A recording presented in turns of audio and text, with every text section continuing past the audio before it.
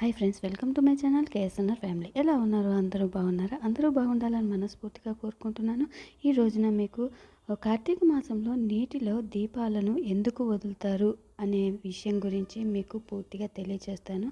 అంతకన్నా ముందుగా నా ఛానల్ని ఎవరైనా మొదటిసారి చూస్తున్నట్లయితే ప్లీజ్ నా ఛానల్ని సబ్స్క్రైబ్ చేసుకోండి. పక్కనే ఉన్న బెల్ ఐకాన్ క్లిక్ చేయండి. ఆల్ ఆప్షన్ వస్తుంది. ఆల్ ఆప్షన్ మీద క్లిక్ చేస్తే నేను ఎప్పుడు వీడియో అప్లోడ్ చేసినా నోటిఫికేషన్ అనేది మీ వరకు వస్తుంది. ఇక వీడియోలోకి వెళ్ళిపోదాము. హరిహరులకు ఇష్టమైన కార్తీక మాసంలో అందరూ కూడా తెల్లవారుజామునే స్నానం చేసి నీటిలో దీపాలను వదులుతారు.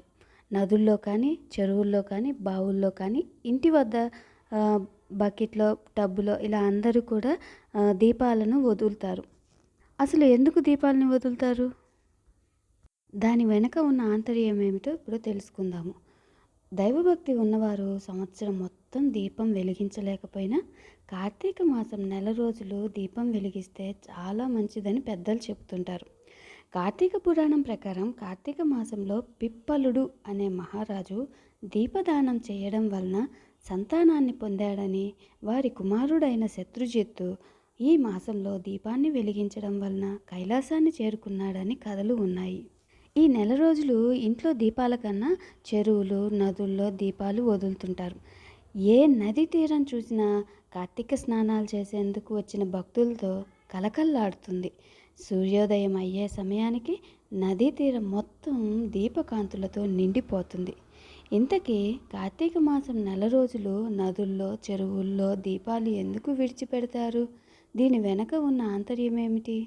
నమామీశ్వరం ప్రాణేశ్వరం పంచభూతేశ్వరం అనాదీశ్వరం ఆదీశ్వరం సర్వకాళేశ్వరం శివం శివం భవహరం హరం శివం శివం భవహరం హరం.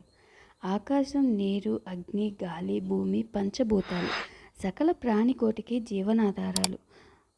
శివ పంచాక్షరి మంత్రమైన నమ శివాయ అనే పంచబీజాక్షరాల నుంచి పంచభూతాలు, వాటి నుంచి సమస్త జగత్తు పుట్టిందని శాస్త్రవచనం. శివ అనే శబ్దానికి శుభం, క్షేమం, శ్రేయం, మంగళం అని అర్థాలున్నాయి.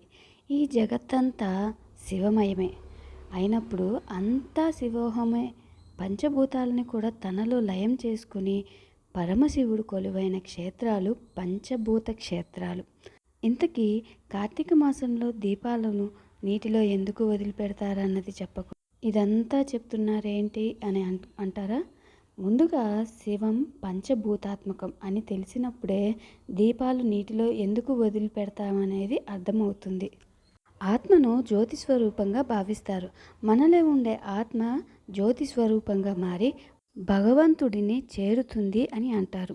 జ్యోతి స్వరూపం అంటే దీపాన్ని పంచభూతాల్లో ఒకటైన నీటిలో వదలడం అంటే మనలోని ఆత్మను పంచభూతాత్మకం అయిన పరమేశ్వరుడికి అంకితం చేయడమే.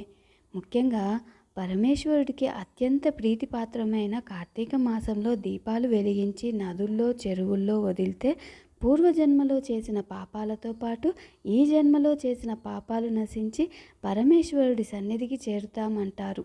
అందుకే బ్రహ్మముహూర్తంలో స్నానమాచరించి త్రికరణ శుద్ధిగా కార్తీక దీపాలు నీటిలో విడిచిపెడతారు.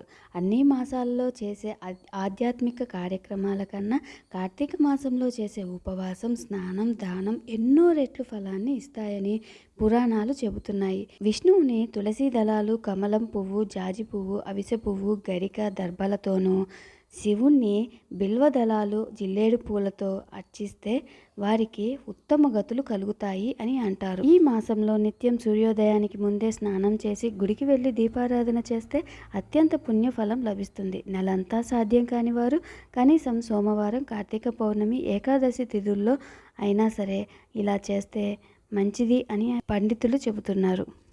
విన్నారు కదా, కార్తీక మాసంలో నీటిలో దీపాలను ఎందుకు వదులుతారు అనే విషయం గురించి మీకు అర్థమైంది అనుకుంటున్నాను. మీకు కనుక ఈ వీడియో నచ్చినట్లయితే ఈ వీడియోకి ఒక లైక్ చేయండి. ఇలాంటి మరెన్నో వీడియోస్ కోసం నా ఛానల్ని సబ్స్క్రైబ్ చేసుకోండి. Thank you so much watching my channel. Please subscribe చేసుకోండి.